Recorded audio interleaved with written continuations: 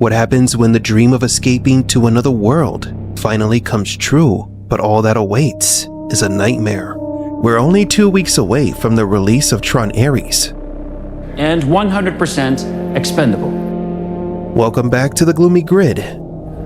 Ares is the ultimate soldier. He needs no food, no water, sheds no blood, and if by some miracle he is struck down on the battlefield, I will simply make you another. TRON Ares has finally been revealed. We're going to analyze it and rediscover the origin of this universe and how it may continue in the upcoming threequel. So don't forget to subscribe as Gloomy Geek enters the grid.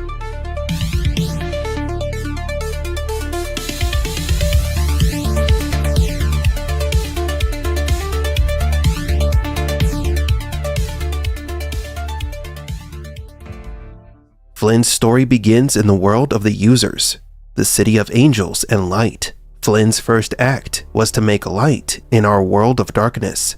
He built us bit by bit. Flynn was unlike the other users. He was and is a creator. He made order from the chaos of ones and zeros. His finest creation, the Master Control program, rebelled and tried to destroy him.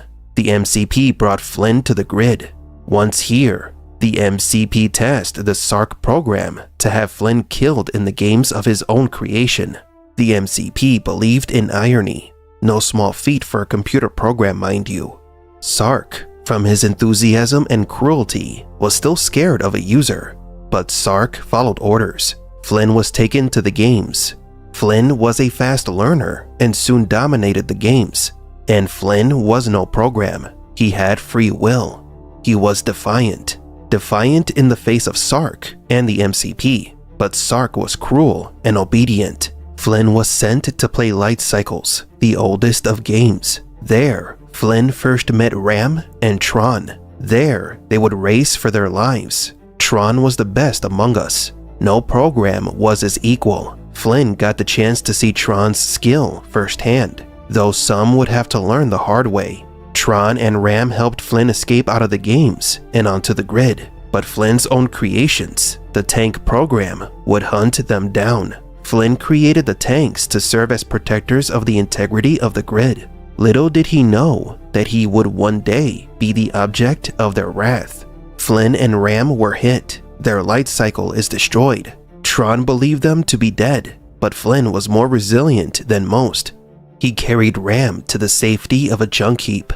Meanwhile, Tron went to his counterpart, Yori. They decided to take on the MCP themselves. Flynn displayed his power and reconstructed a reorganizer from scrap.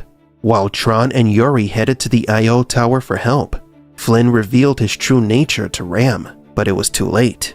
Ram did not survive, and Flynn learned the value of life here on the grid. Tron and Yori came before me and asked to speak to the users for a way to defeat the MCP. Tron, brave and bold, received the information he needed. Tron fought through SARC's defense and reunited with Flynn on a solar sailor. Together, Flynn, Tron, and Yori would challenge SARC and the MCP, but the odds did not favor them. But it would come to pass that Tron's desire for freedom could not be quelled, and SARC's cruelty would not relent. And when they finally meet, the passion for freedom won out. But the MCP was a powerful being. SARC was rebuilt and reborn with enough power to overwhelm even Tron. The MCP had not prepared for Flynn. It had not prepared for the Creator and his glory. Flynn cast himself into the MCP. Flynn created a hole in the MCP's defense, and Tron struck. The information on Tron's disk destroyed the MCP, and the system was forever changed.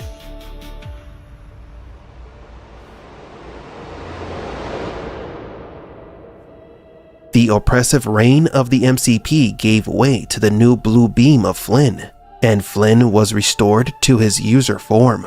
In the world of the users, Flynn regained control over the system. The Creator returned to his city of users. Would Grid City offer his guidance and stewardship, ushering a new era, and send the gospel according to Dumont, the gospel of Flynn's disk?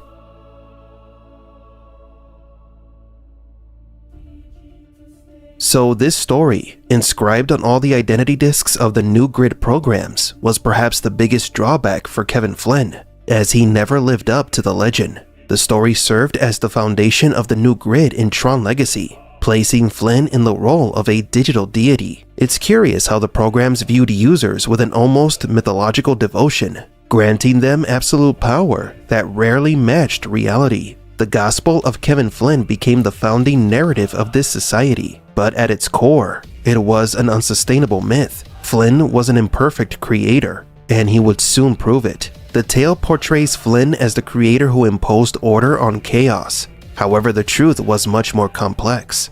Kevin was torn between three worlds: the Grid, Encom, and his family. And although he brought a measure of order to the Grid, he also sowed more chaos in his personal life. In the end, he became an imperfect god, increasingly distant from his creation. This narrative, constructed by Dumont, gave meaning to the software society, but also laid the groundwork for Clue's dictatorship. Clue tried his best to become the perfect creator described in the gospel. According to the story, Kevin Flynn ordered the creation of this gospel, so deep down, he fueled his divine legend and hid his human failings from the programs. Paradoxically, this myth, meant to give hope, fueled Clue's betrayal, as he grew tired of not seeing in Flynn the man described in the gospel. Everything's under control. Flynn! Am I still to create the perfect system? Yeah. What happened after Tron Legacy? What do you think your father would have said about your actions today? More than a decade ago, a separate Tron story was released after Tron Legacy, which showed what happened to Sam after he returned to the real world, and it also left clues about the possible villains of the next film. Yet this direct-to-video media was soon forgotten and became lost media that could only be found in online archives. By reclaiming Encom.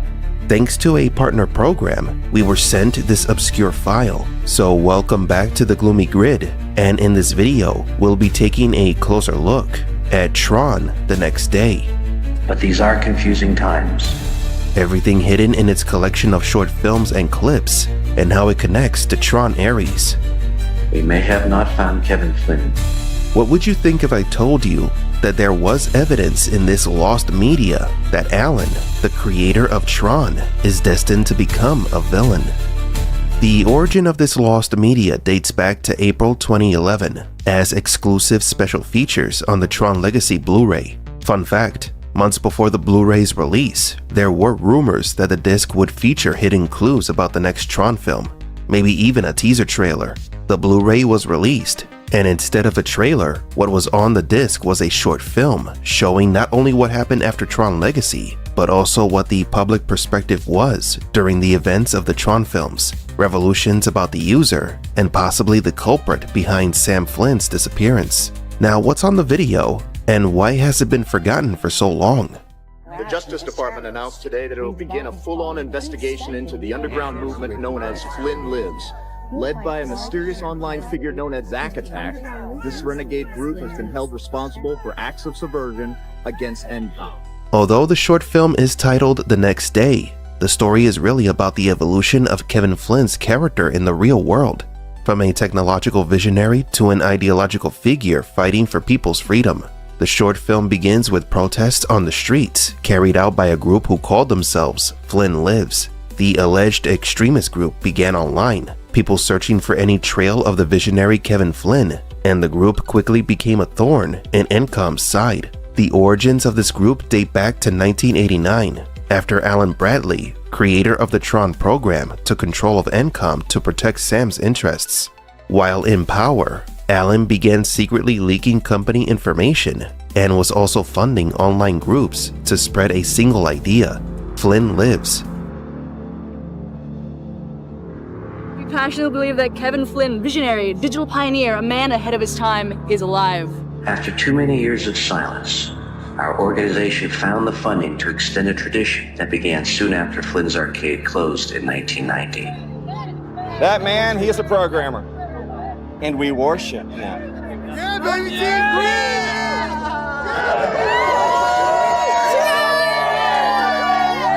That summer and every summer since, those of us who still believe in Flynn's legacy would come together and play the original arcade machines that we have preserved as part of our personal collections. And thanks to an anonymous donor who goes by the name of Isolated Thinker, we've been able to show the public the power of the work of Kevin Flynn and get a whole new group of people back on the search to find out what really happened. But why? Why would Tron's creator fund a group that attacked his company? And what do they mean by Flynn lives? Mom, it's doing it again. To understand this, we must go back to the beginnings of Encom, the company that began in someone's garage with the dream of changing the world through video games and computers, but little by little was transformed into something else. Encom was an epicenter of creativity that switched focus to solely profits. It often happens with major companies that begin as privately owned and then go publicly traded. When Flynn took control of Encom, the company was already a mega corporation that was corrupted by the ambitions of the shareholders and Ed Dillinger, who were pushing for company restructuring to take advantage of the growth of its stocks in the financial market. One thing you need to understand is that the soul of Encom was its developers, who dreamed of changing the world, but its strength lied in the suits. Like Dillinger, those who were willing to use the creativity of the developers to control the world. And they did. Your plan represents everything Flynn was against. That spirit totally got away from the top brass. So we're all writing Flynn off. You'll have my resignation by the end of the day. How many employees are you letting go? With Flynn gone, we were no longer in the video game business. It was all corporate.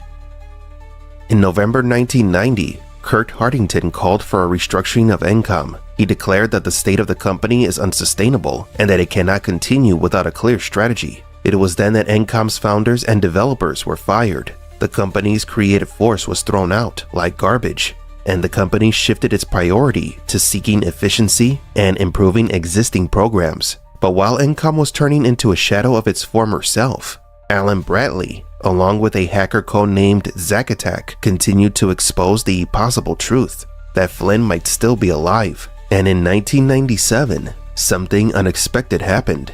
A computer virus named Flynn Lives spread throughout the world, and within a few days, more than 40 million computers were infected, making it one of the most effective and mysterious viruses in computer tech history. This was no ordinary virus.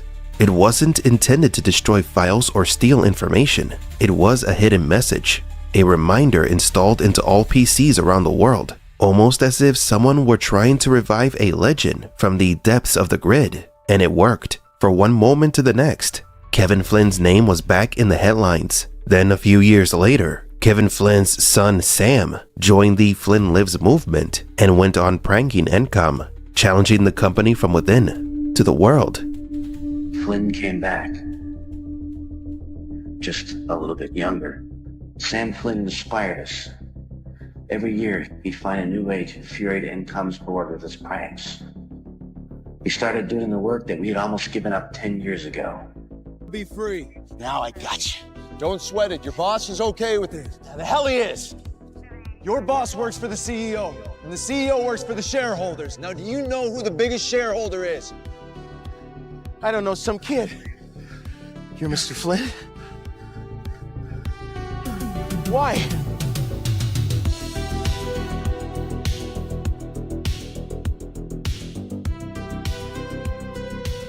Encom was a greedy mega corporation that didn't work for the best interest of its users. The company did not respect or value its customers. Encom had completely strayed away from its soul, and it needed to be stopped before it was too late. When people were yelling on the streets that Flynn lives, they weren't referring to the man who vanished inside the grid. They were referring to his ideals of growth, freedom, and creativity that Encom and the Master Control program considered blasphemous. And when Sam joined the group, the short film mentions that Kevin Flynn returned, but as a young man. This explains the soul of the short film. Flynn was no longer a person. He was a way of thinking, an idea of resistance against a company that wanted to control the world using other people's labor. Every time someone said or wrote Flynn lives, they didn't mean it literally. They meant that the idea of creativity and freedom above greed was still alive amidst this technological ambition. The ending of Tron the Next Day reveals that the leader of the extremist group was Roy Ram Kleinberg, one of the veteran programmers who were fired, whose operation was funded by Alan Tron Bradley, who was again in charge of ENCOM. This means that there was always an internal conflict at ENCOM, while Kevin Flynn was trapped inside the grid. Alan was trying to preserve the company's ideology, fighting the Dillinger family's attempts to seize absolute control. Despite the Dillingers' history with the company, Alan chooses to keep Ed Jr. in the company. Tron then recruits Ram to work with him at ENCOM again, and what seemed to be a happy ending is later interrupted when an ominous text exchange between two entities appear on a computer screen. One had the username or codename EDJ, who could be Ed Dillinger Jr., and the other MCTRL, or Master Control.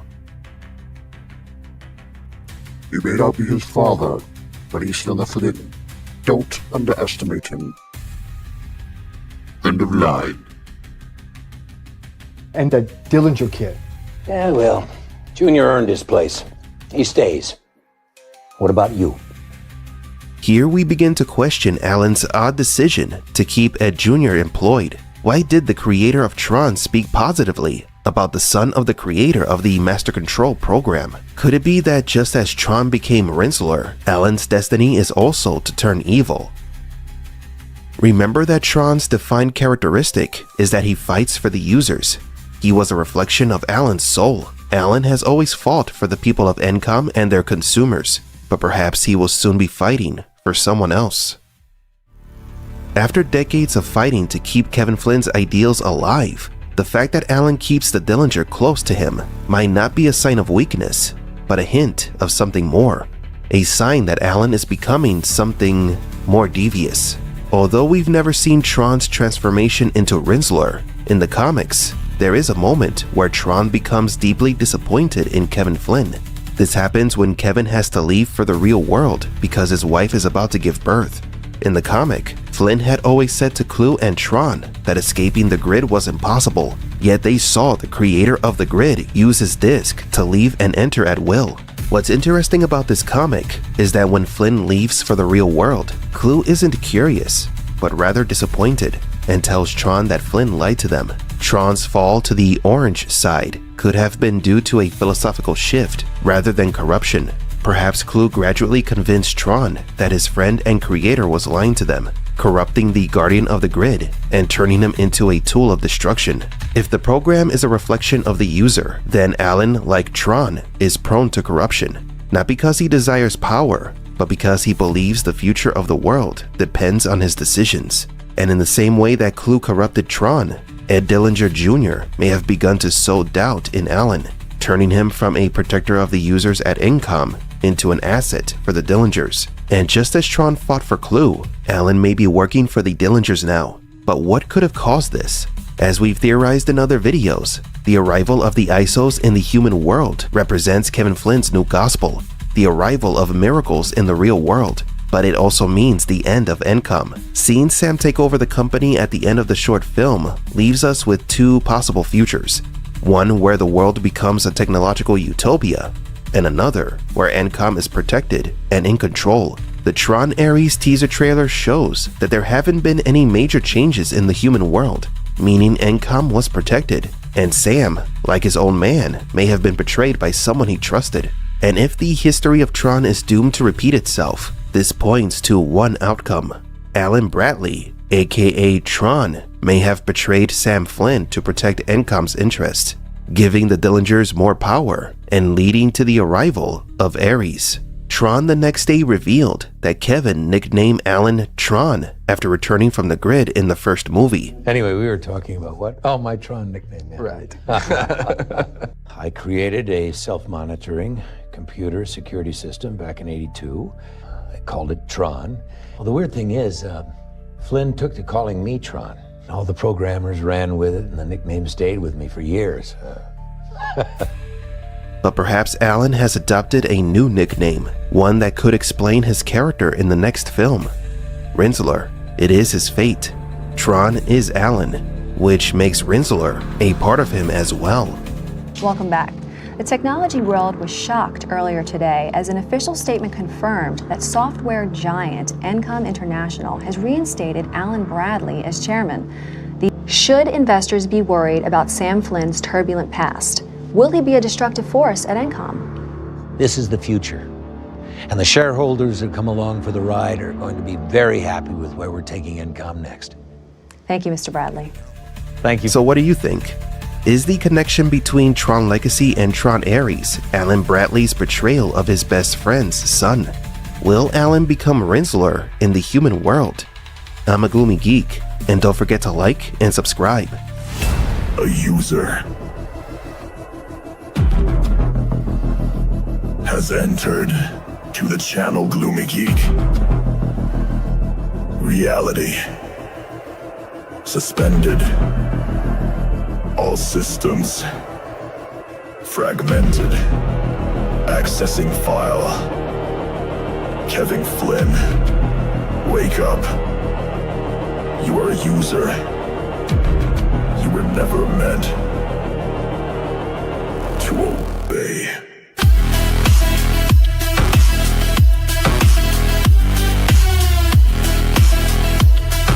Sam, do you have any statements for the press today?